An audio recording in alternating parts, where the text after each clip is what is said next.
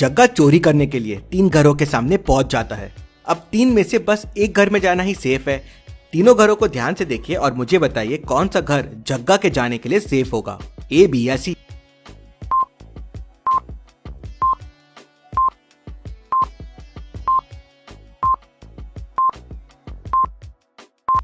चलिए इसका आंसर देखते हैं। पहले घर की लाइट्स चालू है और बाहर चप्पल्स भी रखे हुए हैं, मतलब घर में लोग हैं, तो ये घर में जाना सेफ नहीं होगा। दूसरे और तीसरे घर की लाइट्स ऑफ है और खिड़की भी खुली हुई है, लेकिन दूसरे घर में कार के निशान है और कार नहीं है, मतलब ओनर के पास कार है और वो अभी घर पे नहीं है, मतलब वो कहीं बाहर गया हुआ है। और तीसरे घर में कार खड़ी है, मतलब ओनर घर पे ही है, मतलब दूसरा घर जग्गा के लिए सेफ होगा। जग्गा घर में घुस जाता है और बहुत सारी चीजें चोरी कर लेता है। क्या आप चोरी के पहले की और बाद की फुटेजेस को देख के बता सकते हैं घर से कितनी चीजें चोरी हुई है?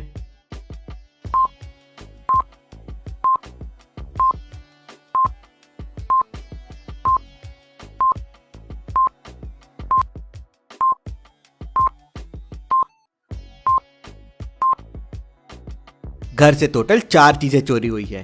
पहला तो ये, दूसरा ये, तीसरा ये और चौथा ये। तभी वहां गणपत पहुंच जाता है। पुलिस के सायरन की आवाज आती है तो जग्गा घर से भागने का रास्ता ढूंढने लगता है और घर से भाग जाता है। अब घर से भागने के 3 ऑप्शन थे, 2 दरवाजे थे और ये एक खिड़की थी। सोचिए और मुझे बताइए जग्गा किससे भागा होगा, ए, बी या सी।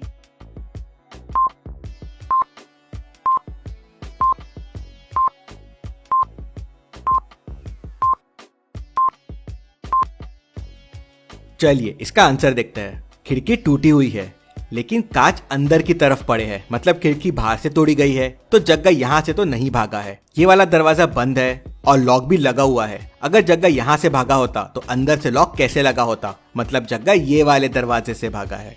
गणपत जग्गा का पीछा करता है लेकिन उसे नहीं पकड़ पाता। चलिए अगली पहेली देखते हैं। डिटेक्टिव मेहुल रास्ते से जा रहा था, तभी उसे साइड में एक आदमी गिरा हुआ मिलता है।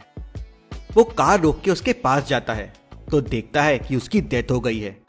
ऐसे बीच रास्ते में शहर से इतने दूर किसी की डेथ। मेहुल पास वाले टोल में जाता है और वहां से क्रॉस हुई कार्स के बारे में पता करता है। टोटल आज 3 कार्स वहां से क्रॉस हुए थे। मेहुल तीनों कार के ओनर्स को टोल पे वापस बुलाता है और उनकी कार को अंदर से ध्यान से देखता है। यह है कार 1, यह है कार 2, यह है कार 3। तीनों कार देख के मेहुल तुरंत समझ जाता है कि किसने खून किया होगा। क्या आप तीनों कार्स को देख के बता सकते हैं?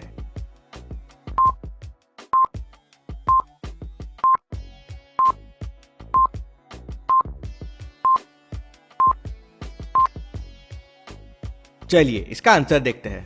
दूसरी कार को ध्यान से देखिए, उसमें एक रेड ग्लव पड़ा हुआ है और इसी रेड ग्लव का दूसरा पार्ट डेड बॉडी के हाथ में है, मतलब ये आदमी इसी कार में था। उसी से मेहुल समझ जाता है और दूसरी कार के ओनर को पकड़ लेता है। चलिए अगली पहेली देखते हैं। गोगो के अड्डे पे एक बहुत ही बड़ा स्विमिंग पूल है। गोगो के आदमी वहां डेली बहुत मस्ती करते हैं, लेकिन अब एक प्रॉब्लम हो गई है। गोगो के आदमी बढ़ गए हैं और स्विमिंग पूल छोटा पड़ गया है। अब स्विमिंग पूल बड़ा करने में प्रॉब्लम यह है कि उसके बाजू में 4 ट्री है और ट्रीज को कट नहीं करना है और स्विमिंग पूल को बड़ा करना है, और गोगो को स्विमिंग पूल स्क्वायर ही चाहिए। तो सोचिए और मुझे बताइए क्या कर सकता है गोगो स्विमिंग पूल को बड़ा करने के लिए इसी जगह पे।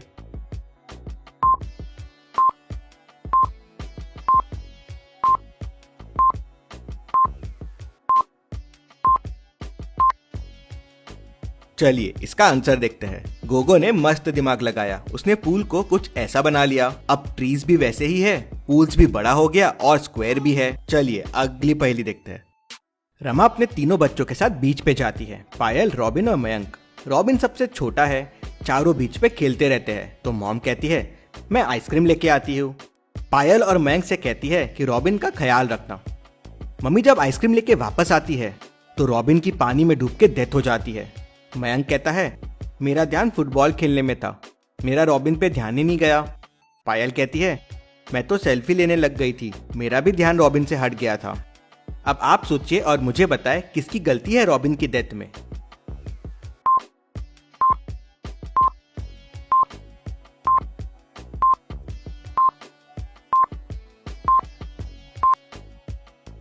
चलिए इसका आंसर देखते हैं। गलती रमा की है, इतने छोटे बच्चे को अकेला बीच पे छोड़ दिया। पायल और मयंक खुद इतने छोटे हैं, उनको रिस्पॉन्सिबिलिटी कैसे दे दी, वो भी बीच पे। गलती रमा की है। चलिए अगली पहेली देखते हैं। इन दोनों माँ को ध्यान से देखिए और मुझे बताए दोनों में कौन सी माँ मूर्ख है, ए या बी।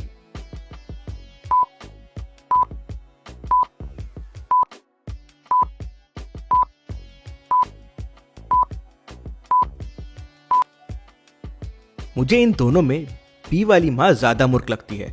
वो टेरेस पे योगा कर रही है। टेरेस पे कोई वॉल भी नहीं है और एक होल भी है, बच्चा वहां से गिर सकता है। पहली वाली मॉम के ऊपर बच्चे ऐसे चढ़ नहीं सकता, मतलब जरूर वहां कोई और भी हो सकता है। Thank you.